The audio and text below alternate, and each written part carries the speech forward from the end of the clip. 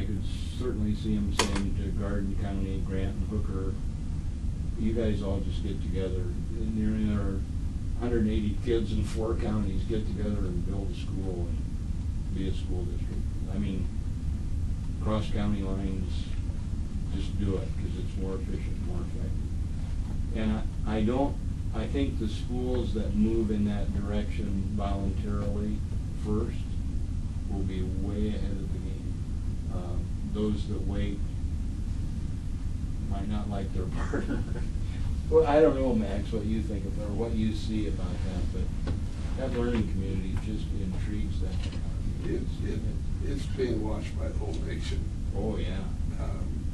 To see if it can work, and they've had some real heated and interesting discussions down there trying to put that together. Well, and we kind of sit back and just scratch our heads and say we're glad that's not us, but Lincoln's only 50 miles down the road. And I know in Scottsbluff County and other places are looking at it too and saying, when is that going to come there? So part of that attracting cooperation or eliciting cooperation, it is an issue. And I think probably the more we can get over being the Bluebirds or the Cardinals or the Bulldogs, which really drives part of this, and that's hard to do. Yeah, it's really hard. Other issues that you see coming down the road next 3 to 5 years.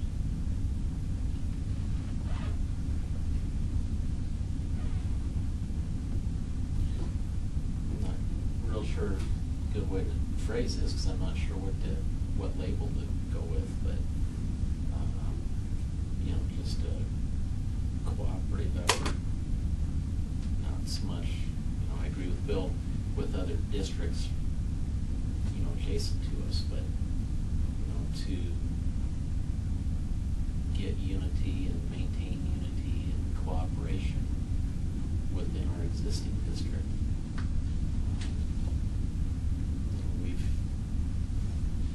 I don't think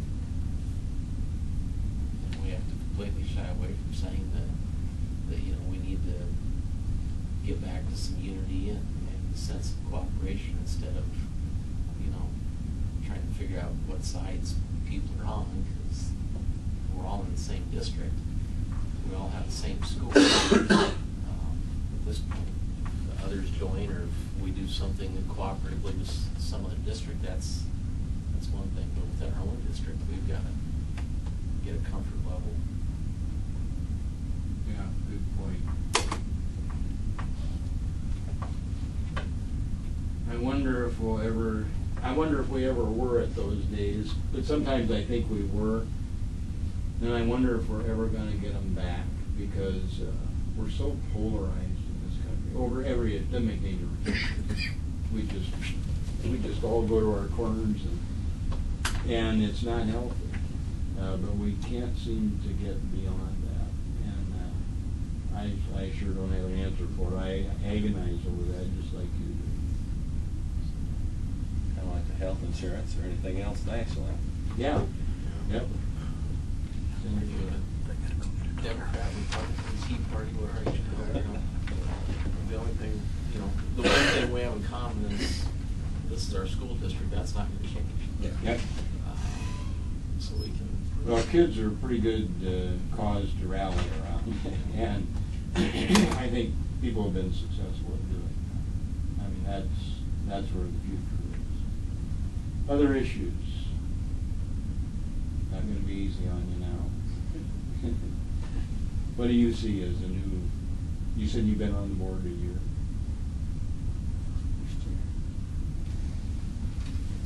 Well, the financial end of it is going to be the toughest, especially with the economy now, I think. You know, this is a very wealthy property tax district as far as farmland and, you know, businesses go, but as times get tougher, which I think they will, I think you're going to see a lot of people struggle to pay those taxes.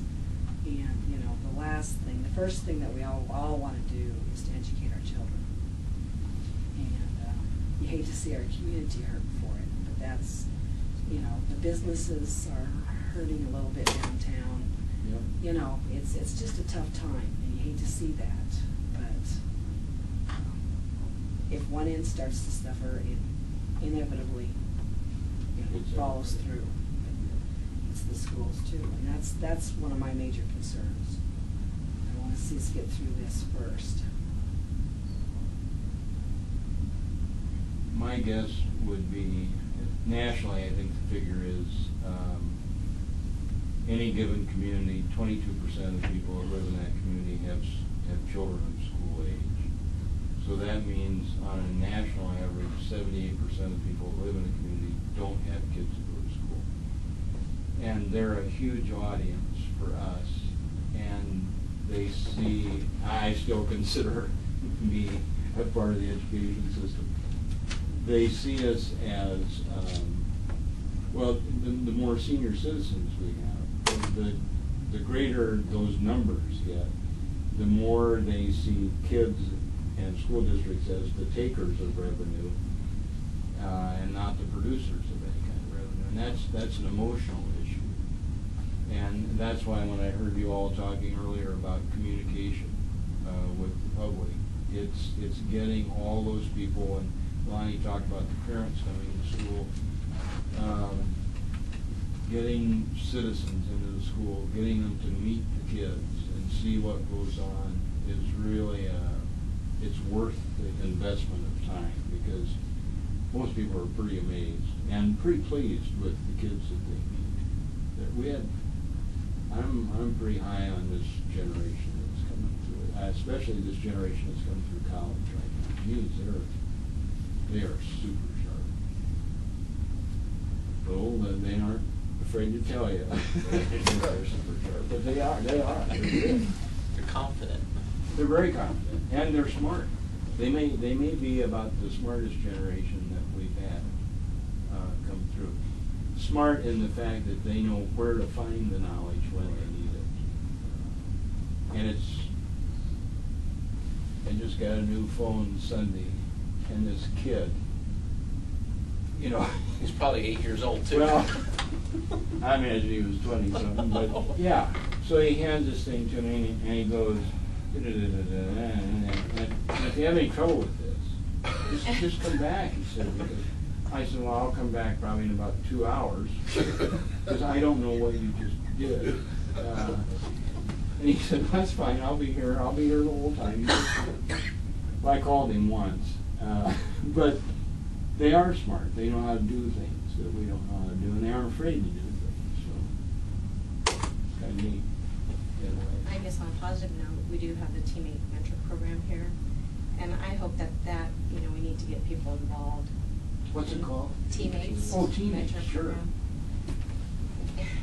And I know they're always looking for volunteers, and if we could just somehow reach more of those people out in the community to get involved, that would get them into the school systems. You know, they're hooked up with one child, but yet you see everything that's going on in school, Absolutely. and you're involved with it, kind of a piece of it. But there again, getting people to do it, Yeah. to buy into it, is kind of. It's a great program. Yeah, it Sue is and I are wonderful. both Yeah. mentors, and I don't know if any of the other are you? But for me, and I've been in it for I 5, started 6 when years yeah. already, but it's more rewarding for me than it is for the student, I think. I think so too. Although my student says she's raised all of her grades. So I have to say, wow. It goes back to something Tom said a little while ago. If all a kid needs is one adult who cares about it, and it'd be nice if it was their parent. And I'd say most parents love their kids, but some of them don't have time for their kids. So if another adult can take a little time with a kid and move them along, especially academically, or just give them a confidence boost, it is just huge. It's the biggest thing. Yeah. Well, that, you have any idea how many teammates you have? 32 or something like that. Yeah, and I know They've got- Jody's always that's looking, good. there's a Right. waiting list, so. Of kids? Yeah. Yeah. What age are the kids? They start them in third grade now. Oh. They start in third. It was fifth grade when we started. Well, yeah. And then they lowered it to third grade. they have Because I an started influx planning. right now, boys especially.